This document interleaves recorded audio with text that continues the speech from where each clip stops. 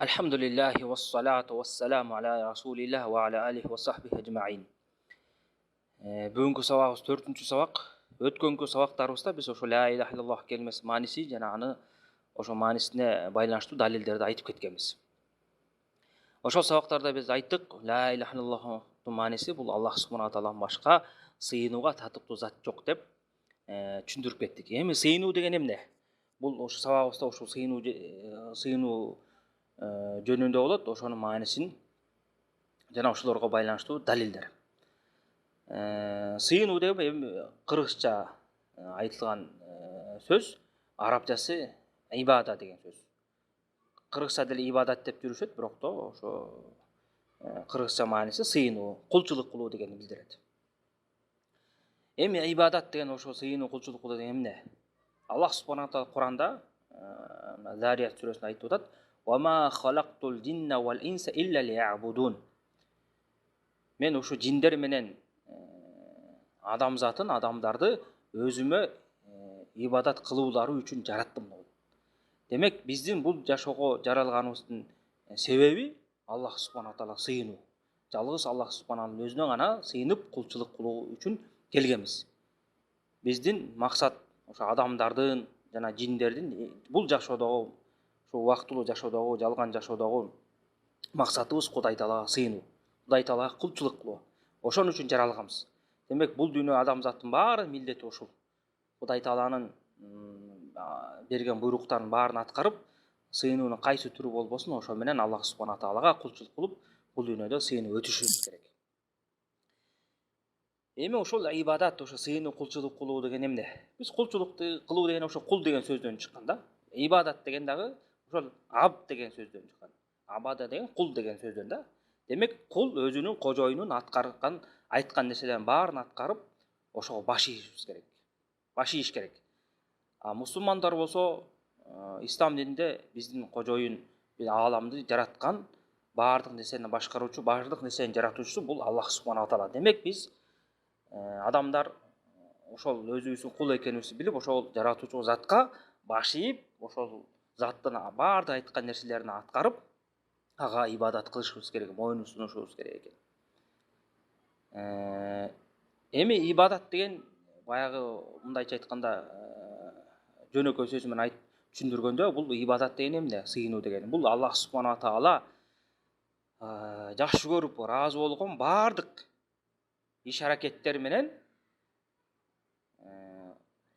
жана сөздөрдү, мейли ошол сөз менен иш аракеттер жүрөккө байланыштуу болсун, же болбосо сырткы денеге мүчөгө байланыштуу болсун, ушунун баарын ибадат деп коет. Аллах субхана таала ошо кайсы нерсени жактырып, кайсы нерсени сүйүп, ошого ыраазы болгон баардык амалдар, иш аракет менен сөздөрдүн баары тең ибадат болуп саналат. Мейли ошо жүрөктөгү амалдар менен сөздөр болсун, же болбосо дене мүчөгө байланыштуу болсун, ушунун баары тең ибадат болуп саналат. Ушунун баардык ибадаттын баардык түрү тең Аллах субхана тааланын жалгыз өзүнө гана арнашыбыз керек. Эгерде ким Аллах субхана тааладан башка бир махлукка, мейли ошо махлук периште болобу, асман же тоо, жер, күн, ай болобу, пайгамбар болобу, олия болобу, мазар болобу, деги эле махлуктардын кандай түрү болбосун, ошонун бирөөсүнөн арнап койгон болсо, ошого жумшап койгон болсо, анда ширк күнөөсүнө кептелип, мусулманчылыктан чыгат. Демек, ар бир мусулман сыйынганда, сыйынуунун баардык түрүн Аллах субхана тааланын өзүнө гана ардам, Аллах таалага гана сыйыныш керек. Аллах таала сыйыныш керек, Аллах субхана таалага гана сыйыныш керек. Аллах субхана Куранда мына ачык айтып: "Ва'будуллаха ва ла тушрику бихи шай'a." Жана башка аят айтып атат: "Ва қада раббук алла та'буду илля iyяh." Аллах субхана таала сенин Роббиң пайгамбарга айтып атат да: "Ва қада раббук алла та'буду илля." Роббиң буйрду эмнеге? Ва қада раббук алла та'буду илля iyяh. Бир гана өзүнө сыйынууга буйрду. Андан башка эч бир затка сыйынбагыла деп буйрду. Демек, биздин милдет, баардык адамзаттын милдети динге кирип, ислам динин карманып, ушу Кудай Таалага түз сыйынуу. Ибадаттын баарын ошо арноо. Анан эми ибадаттын түрлөрүнө кайсылар кирет дегенде, мына ошол ибадаттын түрү көп аябай. Эң негизгиси ошо Аллах субхана таала Куран китепте же пайгамбар саллаллаху алейхи сүннөтүндө ушул жакшы иш, ошону Аллах Таала жактырат, ыраазы болот, ушуга буйруду деген баардык иш аракеттердин сөздүн баардыгы ибадат болуп саналат. Мисалдары: намаз окуу, зекет берүү, орозо кармоо, ажылык баруу, садака берүү, ата энеге кызмат кылуу, бир туугандарга кызмат кылуу, алар менен жакшы мамиледе болуу, кошуналарга зыян келтирбей, алар менен жакшы мамиледе болуу, убадага туруу, жетим жесирлерге, жакыр адамдарга жардам берүү, дуа кылуу, үмүт кылуу, Аллах субхана тааланы, пайгамбар саллаллаху алейхи вассаламды сүйүү, мына ушунун баары тең ибадат. Бул мисал катары гана айтып кеттим. Эми буга окшогон иш кылып эң негизгиси кайсы иш болбосун, кайсы сөз болбосун, Аллах субхана таала ошону жакшы көрүп, ыраазы болсо, ошонун баары тең ибадат болуп саналат. Мына ошонун баардык түрүн тең биз Кудай Тааланын өзүнө гана жумшашыбыз керек. Эгерде ошол ибадаттын бирөөнү эле башка бир махлукка жумшап койгон болсок, анда бул чоң күнөө болуп, динден чыгаруучу күнөө болуп саналат. Анан эң негизгиси баса белгип айта турган нерсе бул жана тилек кылуу, дуа кылуу. Бул да ибадатка кирет. Жалдырап суроо, Аллах субхана таала кайрылып тилек кылуу, дуа кылуу. Дуа деген ошол араб сөзү. Кыргызча мына тилек кылып сурануу дегенди билдирет. Анан дуа деп деле колдоно беребиз. Мына ушул нерседе көп адамдар жаңылыштык кылат. Ошо Аллах субхана таала тилек кылууга келгенде, дуа кылууга келгенде, Аллах субхана өзүнө арнабай, кээ бир дуалардын тилектерин башка бир махлуктарга арнап, ошолордон жалдырап сурап коет. Мына бул ошол чоң күнөө. Мына мисалы кайсы акыбалдарда айрыкча, мисалы кээ бир аяз аты балалуу болбой калган болсо, жосо жолун ача албай атат деп, жосо эркеги деле болсо деле кыйынчылыкка учурап калган болсо, бир ооруга дуушар болуп калган болсо, деги эле жашоосунда кандай кыйынчылык болуп калбасын, ошо жолумду ачам деп эмне кылышат?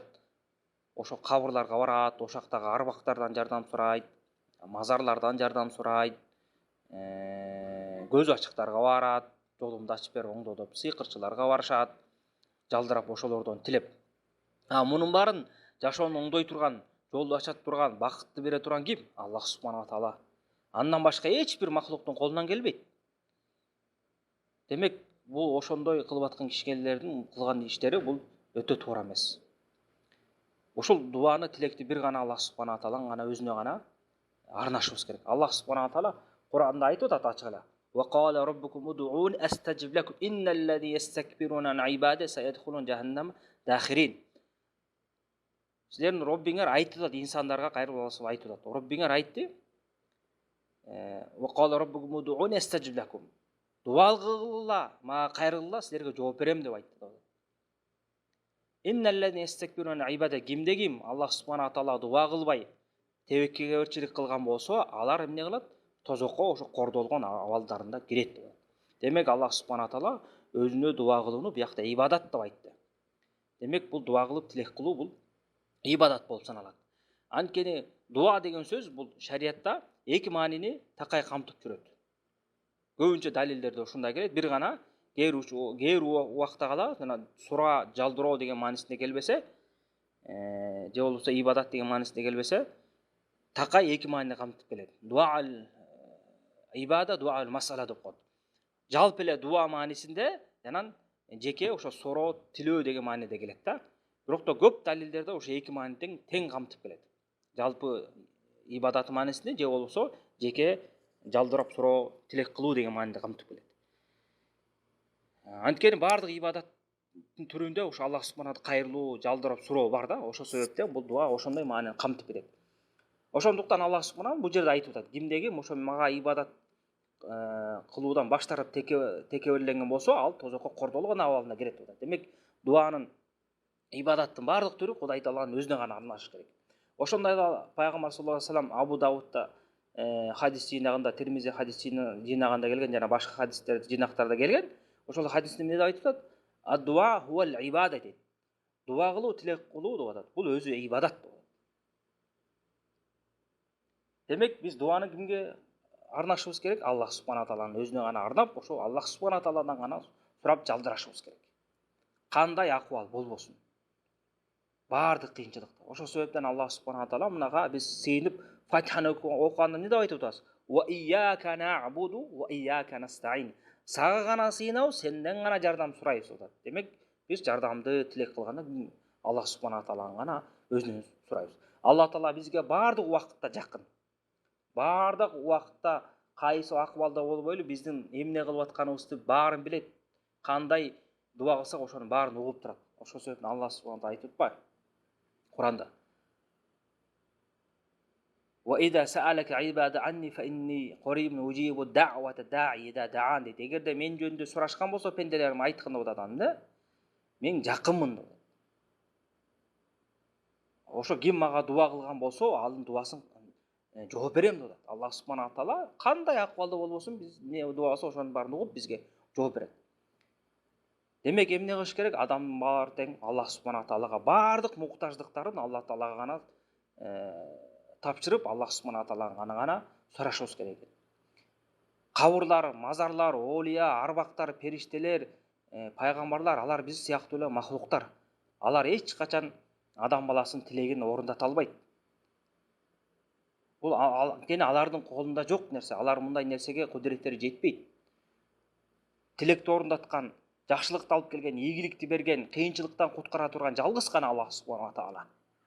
Ошол себептен Алла таала Куранда айтып атпайбы? "Ва тастагисуна раббакум фастажаба лакум". Жана Бадыр урушунун алдында мусулмандар жалдырап Аллах субхана таала тилек кылып бизге жеңиш алып кел деп жалдыраганда, пайгамбар саллаллаху алейхи вассалам баш болуп сахабалар дагы. Ошондо Аллах субхана айтып атат: "Силер мага ошо кыйынчылыкта дуа кылып тилек кылып кайрылдыңар эле, мен силерге жооп бердим" деп атат. Анан ошонун аркасында жеңиш келди.